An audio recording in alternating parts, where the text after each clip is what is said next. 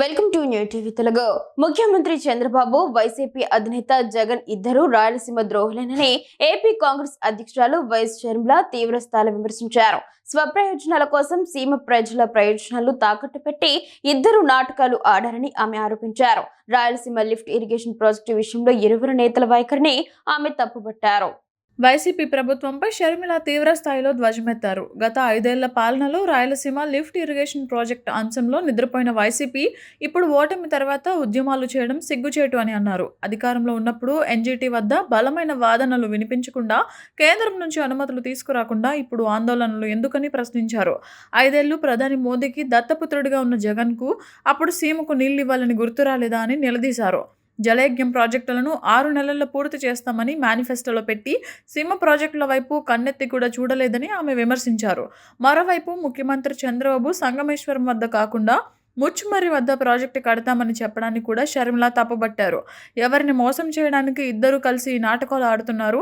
మోదీ దగ్గర సాగిలపడి సీమకు అన్యాయం చేస్తారా అని ఆమె తీవ్రంగా ప్రశ్నించారు. ఇద్దరు నేతలు తమ వైఖరిని మార్చుకోవాలని, సీమ ప్రయోజనాలను కాపాడాలని ఆమె డిమాండ్ చేశారు. మహాత్మా గాంధీ ఉపాధి హామీ పథకంలో కేవలం ఒక 6 గంటలో 7 గంటలో పని చేసేవాళ్ళు, అవునా? ఇప్పుడు బీజేపీ తెచ్చే కొత్త చట్టంలో 12 గంటలు పని చేయాలట. 12 గంటలు మండుటి ఎండలో పని చేయాలి అంటే ఆడవారికి చేతనవుతుందా? అసలు మగవాళ్ళకైనా చేతనవుతుందా? ఎవరికీ చేత కాదు. ముఖ్యమైన తేడా ఏమిటంటే మహాత్మా గాంధీ ఉపాధి హామీ చట్టంలో పూర్తిగా నిధులు కేంద్ర ప్రభుత్వమే ఇచ్చేది. కానీ ఇప్పుడు బీజేపీ చట్టంలో కేంద్రం ఇవ్వదట. 60% ఇస్తారట, 40% రాష్ట్ర ప్రభుత్వాలే పెట్టుకోవాలట. మన రాష్ట్రం మళ్ళీ ఉపాధి హామీ ఖర్చు పెట్టుకునేంత స్తోమత మన రాష్ట్రానికి ఉందా? ఇప్పటికే చంద్రబాబు గారు కనీసం ప్రభుత్వ ఉద్యోగస్తులకు జీతాలు ఇవ్వడానికి కూడా ఇబ్బంది పడుతున్నారు. మరి ఇప్పుడు ఉపాధి హామీ ఖర్చు పెట్టుకోవాలి అంటే పెట్టుకోగలరా? ఇది వరకు 500 కోట్లు అయితే ఇప్పుడు 5,000 కోట్లు అవుతుంది. ఇంత ఖర్చు చంద్రబాబు గారు పెట్టుకోలేరు, పెట్టుకోరు. రాష్ట్ర ప్రభుత్వం పెట్టుకోదు కాబట్టి కేంద్ర ప్రభుత్వం కూడా 60% ఇయ్యాల్సిన అవసరం కూడా పడదు. ఇది వీళ్ళ కుట్ర. ఉపాధి హామీ పథకము అంటే పేదవాళ్లకు ఉపాధి కల్పించి వాటికి వేతనాలు ఇస్తే డబ్బులు మొత్తం పేదవాళ్లకే పోతాయి. బీజేపీ నాయకులకు, బీజేపీ బినామీలకు పోవు కదా. అందుకనే ఈ పథకాన్ని ఎత్తేస్తే, ఈ పథకాన్ని మూసేస్తే ఆ డబ్బులన్నీ మిగుల్చుకోవచ్చు అన్నది బీజేపీ పార్టీ కుట్ర. అందుకే ఈరోజు కాంగ్రెస్ పార్టీ మహాత్మా గాంధీ ఉపాధి హామీ పథకాన్ని పరిరక్షించుకోవడానికి, రక్షించుకోవడానికి, మీ అందరికీ కూడా ఆసరాగా నిలబడి ఉపాధి హామీని ఎంతో మందికి మళ్లీ యథావిధిగా నడిపింపజేయడానికే కాంగ్రెస్ పార్టీ ప్రయత్నిస్తుంది. అందులో భాగమే ఈ రోజు నేను మీ దగ్గరికి రావటం జరిగింది.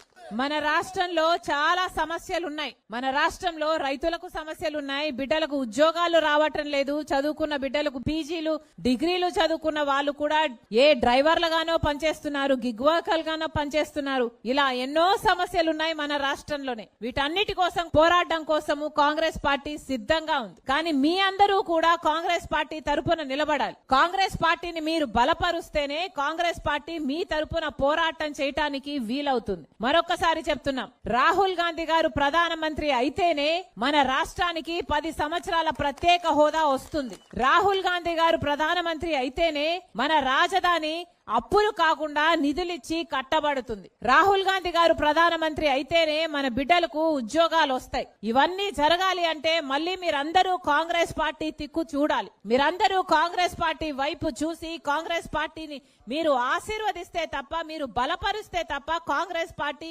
మిమ్మల్ని బలపరచడానికి కానీ, మీ తరపున పోరాటం చేయడానికి కానీ వీలుండదు. మరొకసారి మీ అందరినీ అధ్యస్థిస్తున్నాం. మీ అందరూ కూడా కాంగ్రెస్ పార్టీని ఆదరించండి. మీ తరపున చేస్తున్న పోరాటం, ఉపాధి హామీ పథకాన్ని రక్షించుకోవడానికి చేస్తున్న ఈ పోరాటంలో మీరు కూడా చేయి కలపండి. ప్రతి అంశంలో కూడా కాంగ్రెస్ పార్టీ మీ వైపు ఉండి మీ తరపున పోరాటం చేస్తుందని మరొక్కసారి మాటిస్తుంది.